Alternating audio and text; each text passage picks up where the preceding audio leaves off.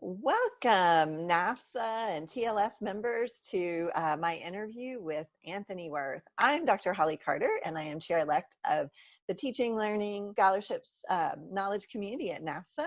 And I'm so excited today to be here interviewing Anthonie Wurth. So Anthonie, could you start with a little bit of an introduction so our viewers can meet you? Yeah, of course. Yeah. Well, what you will hear is that I'm from Holland. I'm not from the US, so apologize for some crazy accent or whatever, but I'm from Holland and I started reinforcement already 33 years ago. I was an Olympic athlete for judo. I competed at the Olympics in '92 in Barcelona and I did a training for many, many years. And after my career, um, I started in the education.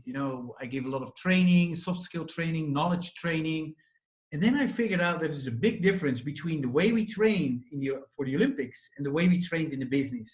So actually, that's where it all started. After 10 years Olympics, 10 years in the training industry, I started to develop a kind of methodology, and I launched that methodology in 2005, I guess. So I became the reinforcement pioneer, the expert on the behavior change, or better to say, to transfer knowledge into apply. So thanks for the invitation. I'm looking forward to this meeting and share all my expertise and ideas I had collected over the last 15, 16 years. Wonderful. We have so many good questions today, and just a lot of ground to cover. So first, can you tell us just a little bit more about the method, people who've used it, companies or individuals, maybe some examples of successes with the clients? Yeah, thanks for that opportunity because as I explained in the introduction, this methodology is developed over the last 15 years. Many of the Fortune Global 500 companies are using my methodology of these 7 principles, but also the largest and most prominent training providers like Covey or Ken Blanchard also use my methodology to show return on investment on their training programs. I always like to work very closely with my clients. I analyze the results. We see what we can improve and all that stuff. And that's still the Olympic athlete in me. I want to win the gold medal. So I work with all those clients to improve the methodology. But the biggest challenge that I found in the learning industry was to find the right balance between content and engagement. And we all know that content providers or faculty or professors, they have their main focus on content. But in the reinforcement program, the content is as important as the engagement. And that's new for a lot of other people. But for the engagement, we must know how the brain works, how student learns, why they forget, what drives the engagement. So you can imagine how excited the conversations were in the last 15 years with those people. I spoke with all well-known professors or content gurus, and I always challenge them with my question, okay, if your content is so good, why are they not using it in their daily practice? And then the conclusion mostly was that the reinforcement program must actually has more than only the content. So beyond the content, the focus shifts towards engagement. So how can we drive the participation? How can we keep them engaged? Because when the content creates a strong foundation to achieve results, we must focus on the engagement to drive participation. And both the focus on results and participation makes learning stick. So that's actually the challenges I found in this industry. But in the last 15 years, I started to use this methodology for soft skill training, such as leadership, communication, sales, for example. And I started in the US, but nowadays this methodology is used in over 100 countries. all over the world. So customs starts to see the value of the methodology and ask me how it would work for other types of training. So to come back on your question, in my book, The 7 Principles of Reinforcement, I described 10 different training types and their specific reinforcement needs per type. In addition to soft skill training, the methodology is used for technical training, knowledge training, culture training, but it can also be applied for safety training, certification, onboarding, coaching, compliance. And it's also used for, and that's also interesting for the audience, for MBA programs or to increase performance of students during their bachelor accounting course. The methodology is also used for individuals who have or they want to change their behavior or get rid of their addiction. You know, maybe they want to get healthy and fit. In collaboration with a gym, we use the methodology to create reinforcement programs to help individuals to get fitter and healthier and a better lifestyle. So as you can imagine, when we talk about gyms and sports, I'm especially proud about this result. But I can remember the results of the bachelor program. So I think we had about 1,000 students participated in the reinforcement program, and the professor used that program before, during, and after his lecture. And among many other results, this experience stands out as producing great results. So for example, students who completed less than 25% of the reinforcement program, and keep in mind, there was about an 8-week program with 4 or 5 messages every week, they increased their course grade by 3%, which seems good, but students who completed more than 80% of the reinforcement program increased the course grade by at least 10%. So, well, to me, that proves that content needs engagement. So, and we also analyzed the engagement, and we found that if the reinforcement program is introduced properly during the course and integrated in the lecture from the start, the participation was about, I think, 95%, versus another group that was based on self-enrollment after the lecture, and that produced a participation of only 36%. So my principle number 5, create friction and direction, proves its value for engagement. I remember that 30% higher completion rate with interleaved learning instead of blocked learning. So another item was, for example, we used a leaderboard. So the use of a leaderboard also increased the engagement. Presenting students with a leaderboard where they can see how their teams or peers do it compared with other teams or other peers, improve the completion level by 86%. And as you can understand, we documented many other successes over the last 15 years. And even when a program failed or did not show the desired behavior change, we always analyzed, why is that happening? Why is it failing?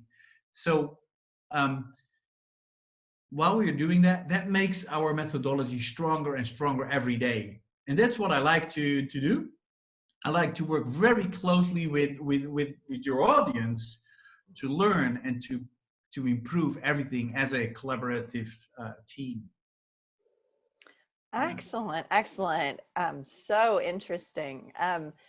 So this takes us to the obvious next question, is how this directly impacts the field of international education, and perhaps like with international students learning a new language, or even students going abroad. Yeah, I can see a lot of ways how reinforcement impacts the field of international education. For example, applying new acquired concepts or intercultural competencies. Another one is international students' interaction with fellow students in different cultural backgrounds, or actively use new gained knowledge, language skills, for example, during their intensive English program or something, and recognizing and documenting when and how learners apply new learned skills. You mentioned education abroad, but I can see that reinforcement could help participants to start thinking of how a future study abroad experience could have a positive impact on their academic or career goals. Keep in mind that with my methodology for an effective reinforcement program, the focus shifts away from knowing how to do something towards a sophisticated module of evaluation, application, and mastery. So I recently wrote a 20-page resource document for participants in a NAFSA e-learning seminar that outlines how we can use the 7 principles in a student environment. But I also think how universities can show evidence of reinforcement, return on investment in education. I think many parents nowadays, also me, we like to see the value of our money. With a solid reinforcement program, a university can demonstrably improve, or how do you pronounce that? But we can improve learning outcomes and students' grades. As I explained in the beginning, a reinforcement program increase the course grade. So if a university focuses on content and engagement, the increase can be 3 times higher and may improve course grades by at least 10%. So within my methodology, the principle number 3 is all about measurements. This measurement plan is so much more than only knowledge checks. It continuously measures the process through which the students move from knowledge levels or something towards evaluation, application, and mastery. So how cool is it for a university to show the results and progress of this learning process? So lots of opportunities, Holly. Yeah, it sounds like there's a lot of applications, which leads me to a little bit of a twist, because you were also explaining to us that the methodology can be used for individuals. And in this new world we're in and changes with the pandemic, how could people potentially use these skills in their own lives? And I'm thinking specifically about people who may have found themselves recently unemployed or pivoting to new jobs as the pandemic has just changed the world. What are your thoughts on that? Whoa, that's a very actual and a great question. But to me, it's actually the same question I have asked and tried to answer for the last 15 years. It's all about behavior change. Only the circumstances are changed now. So in this pandemic situation, it changed dramatically, of course. And I feel sorry for the listeners who lost friends and family due to COVID-19, and I also feel very sorry for the ones who lost their job or finding themselves having to pivot new careers. So, but I have in the last few months, I have observed the world and see how we are able to change behaviors. So some simple examples of not shaking hands or sneezing your elbow or washing your hands, some simple examples, but that proves to me that we can change behavior.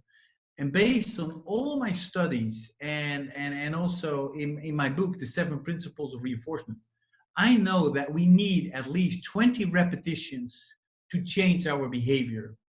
But the series of messages must be well thought out and designed based on a solid reinforcement methodology. So If you lost your job or pivoting to new careers and jobs, you recognize the change in behavior. From a routine where you go to your job and meet colleagues, you now have to search and change your daily routine probably.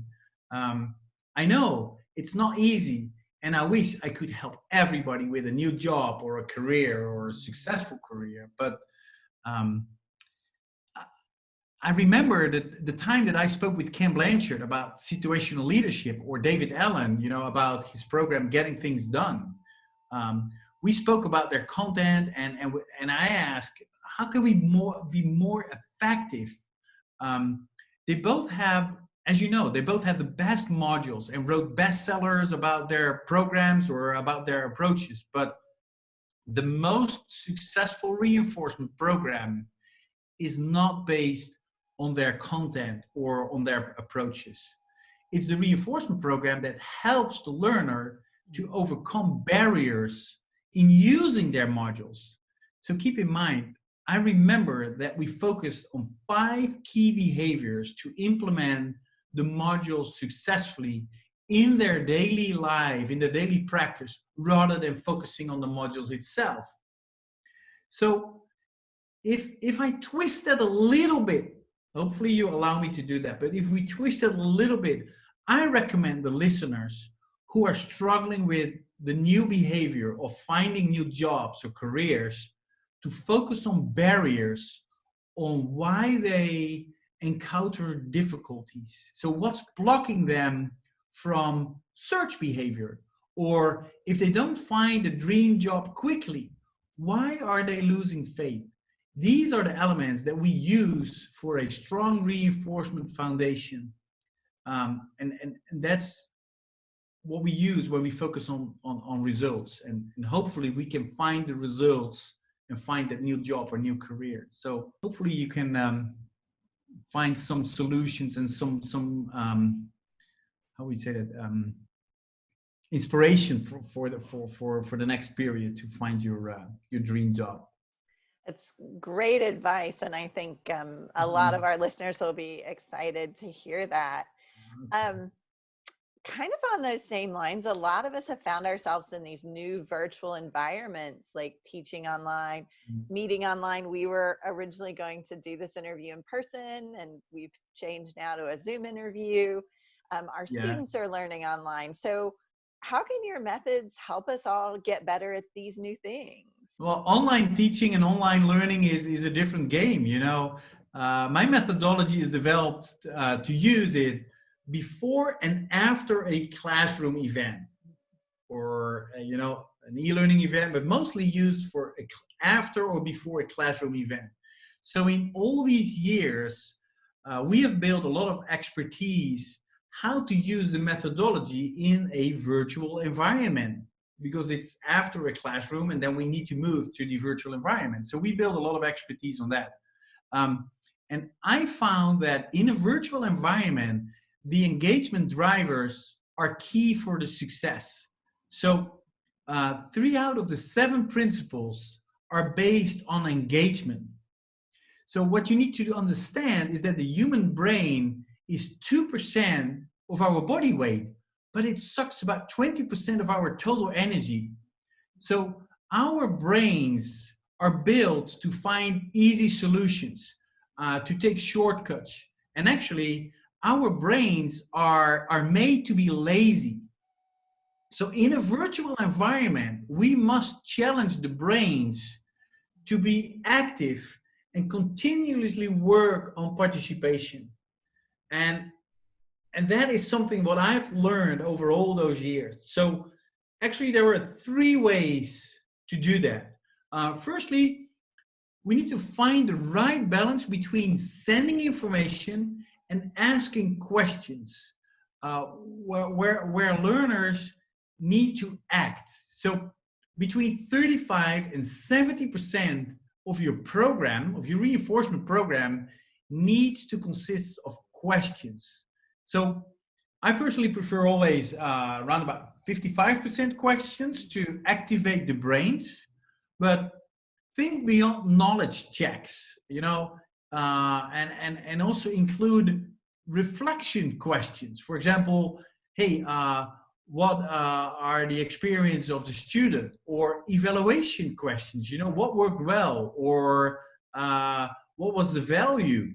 But keep in mind, also add lots of survey questions, open field questions, scenario questions, where students blend academic knowledge with real practical skills.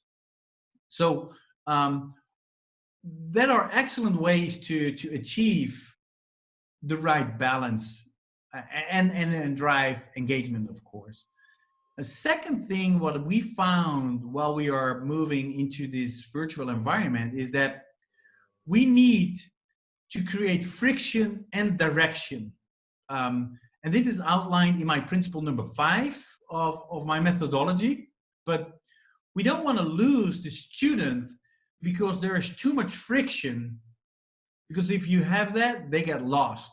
Or we don't want to lose them because there is too much direction. This creates predictability and leading to loss their interest. So we need to find the balance so that the brain needs to work and figure out the structure of the program. For example, if you want to create friction in your reinforcement, use verbs that require action. If you mention, for example, remember that this is important, keep in mind, if you do that, the brain does not feel challenged. So the brain will not do anything with that. It's a great question. It's a great phrase. Hey, remember, this is important, but your brain is still lazy and find a shortcut. So use verbs that require measurable actions. So that is important when you talk about, create friction and direction. You need to use those verbs. And a third element to increase your virtual skills is to focus on the reinforcement flow. This is probably new to a lot of people, but the reinforcement flow is while the student gains more knowledge, the challenges must be more difficult. The questions are more difficult. The scenarios are more specific. This seems obvious, but it is not easy to accomplish. I've seen that over the last 15 years, or many examples. But if the challenges for the students are too easy, they drop out because they get bored. The reason for this, you keep your students in their comfort zone. If the challenges are too difficult, they drop out because you push them in the panic zone. So you need to find the flow zone where the challenges are just good enough to facilitate a peak performance by a student. So the flow zone is changing throughout your reinforcement program. And in the beginning, I mentioned a measurement plan. Remember to show the parents return on investment. So when I talk about the measurement plan, and a part of your measurement plan is to continuously teach on know what the challenge level you can provide to the student to drive that engagement. So I showed you that if the engagement is high, the course grade can be 3 times higher. Well, that's exactly what parents want to see, even when a university is moving to a virtual environment. Anthony, such good advice. I know we've been talking, and I actually changed one of my online courses. I had written it, and when we spoke, I realized I was doing exactly what you're saying. I was delivering content and not engagement. And I went back and retooled the whole course. So exactly. Yeah. Very, very important. I have taken a lot away from this. Yeah, I'm agreeing with you. Excellent. This is amazing. All right. So how would people follow up if they were interested in learning these skills and knowing more? Recommended readings, websites, or other resources? Yeah, of course. Hopefully people get inspired to learn more, but you need to be smart and efficient, Don't read what I already have read, my book, The 7 Principles of Reinforcement, is based on, I think, 117 different books, articles, papers, studies. So the book also contains 15 years experience in different cultures with different courses. So one of the things is visit my website, anthoniewurth.com/NAFSA, because I pulled specific information for you guys and created that website for you. And you will find lots of free ebooks, blogs, and even short online training programs. But the best way to follow up on skills is to practice. I became an Olympic athlete not by reading books about judo and articles about judo, but I practiced, failed, analyzed why I failed, improved, practice again. So follow the same principles, and slowly you will master these skills. And one of the things what I like to do is I like to offer the audience the same opportunity as I had during my Olympic career.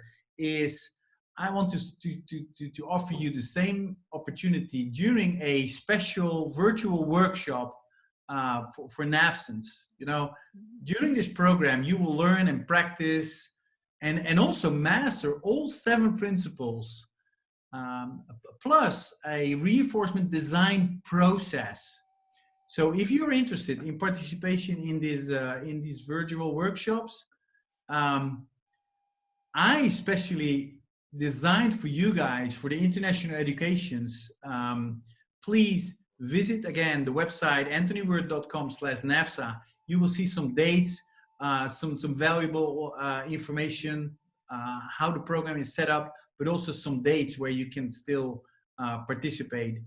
Or just drop me an email and I will send you a lot of information, and you will get all the information you need to make a well-founded decision. I will also include an overview of many free books I have, so you will get a nice package of 15 years experience in one big zip file in your email. That's amazing, Anthony. Thank you so much. Yeah. And we hope everyone will visit the website and have a look at what's specifically there for NAFSAs. Oh, such valuable insights. And as we're coming to the end of our time, what final thoughts do you have for our listeners? Well, yeah, Kim Blanchard said, when I spoke to him, he said, Anthony is today's reinforcement conscience. And that's exactly what I want to be for your listeners. So let's work on your skills and let me be your inspiration to improve. I work with lots of people and use quotes to trigger their brains, as you mentioned. But for today, I like to share 2 quotes that always trigger me. So one of the first one is, everyone focus on what. Reinforcement uses the power of why. So that's the first one. The second one is, knowing doesn't mean doing. So 2 quotes that hopefully inspire you. And I'm looking forward to meet you all and take the next step to master your reinforcement skills. So skills that will ensure students' engagement and a successful transfer of their knowledge. So let's meet. Thank you so much for your time today, Anthony. This is amazing. Thank you for inspiring us NAFSAs and giving us new skills. And from the entire Teaching Learning Scholarship community, thank you so much. Well, thank you for the opportunity, and looking forward to meet you guys. All right. Thanks so much, everyone. Bye-bye.